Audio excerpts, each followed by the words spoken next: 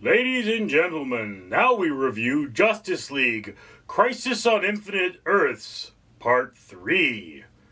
This is still going on. Alright, ladies and gentlemen. Spoiler alert for Crisis on Infinite Earths Part 3, or Part 2.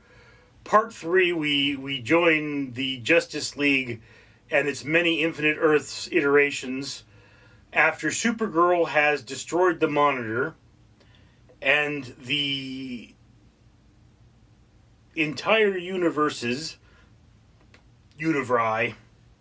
all the Earths are now in a nowhere dimension where the laws of physics don't exactly work. And the bad guy has become a physical entity that they can fight, made of shadows. And there are time rifts causing stuff.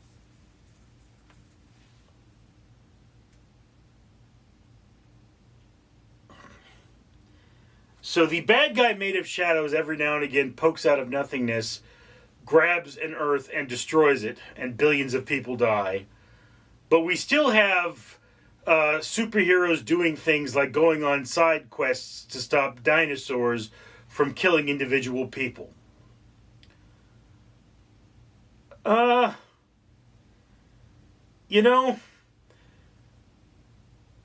are two things wrong with this. One, you need to go fight the big baddie that's destroying entire Earths.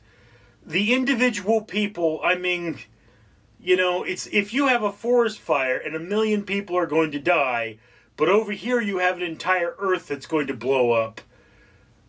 It's not, there's no moral ambiguity there. You know where you need to be. And then,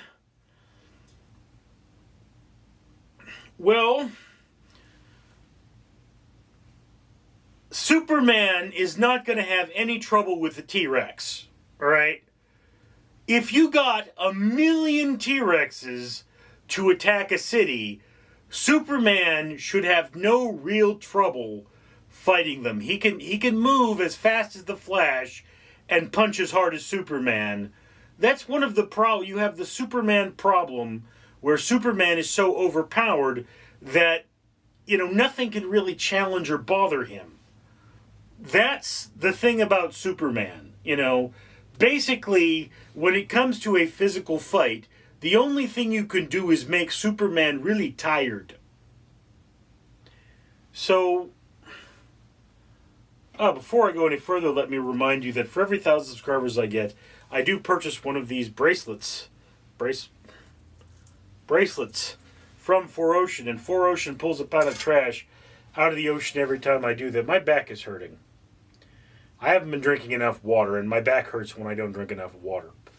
Anyway, so this is one of those things, and this is the episode where John Constantine plays a big part, and you find out by the end how all this started and why it's all happening. And it's a big sad ending, and all of the superheroes are falling all over each other to sacrifice themselves in a death that is of questionable meaning, because this is the same universe as Flashpoint, and you can go back and solve the problem.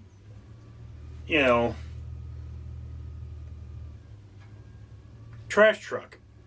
Anyway. So here is the thing. If you're a big DC fan and you love all the varying iterations of these characters, that trash truck is still going to be annoying.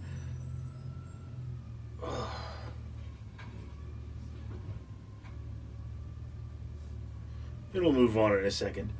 But if you're not a big fan, you watch this and you're like, what's happening?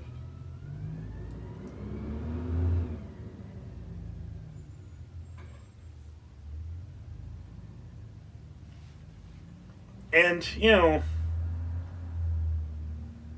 John Constantine's role in this it feels a little out of place because, Constantine was only a very minor character, but he's in the thread for a good reason, and it builds on him. It does.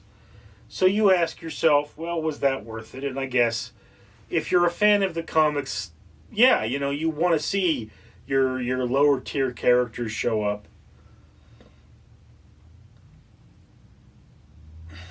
This did remind me somewhat of the film Without Warning in terms of its ending. I think it might have been inspired by that.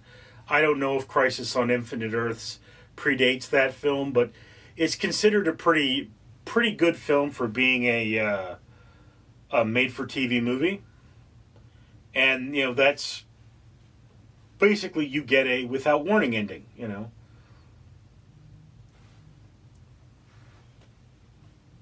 And then there's still some story to go. So you get something beyond that. It's a fake out. So Crisis on Infinite Earths, I would actually say that you don't need to watch the other ones to get this one. It's solid enough, and the one in the middle really feels like filler. It's just kind of there to get you to invest in the characters.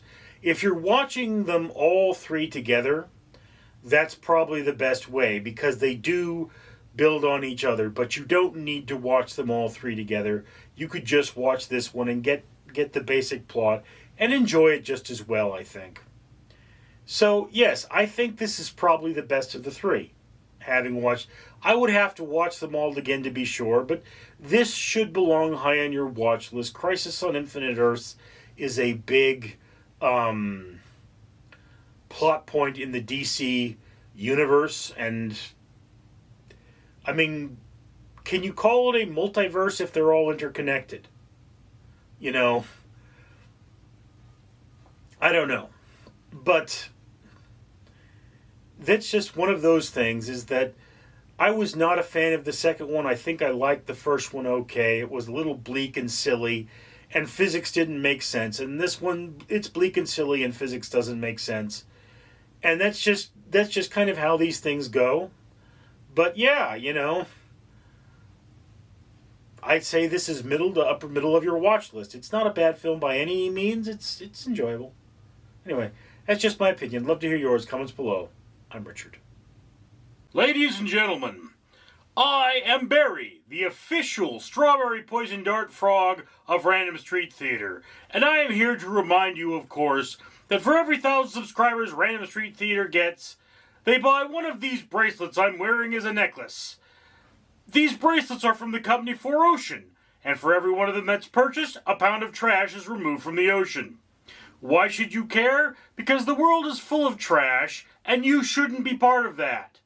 We should all take responsibility, do our part for the environment, and make my home much cleaner. In addition, Random Street Theater has paid for more than 100 trees to be planted. Comment, like, and subscribe. Support a better world for you and a better world for me. I'm Barry.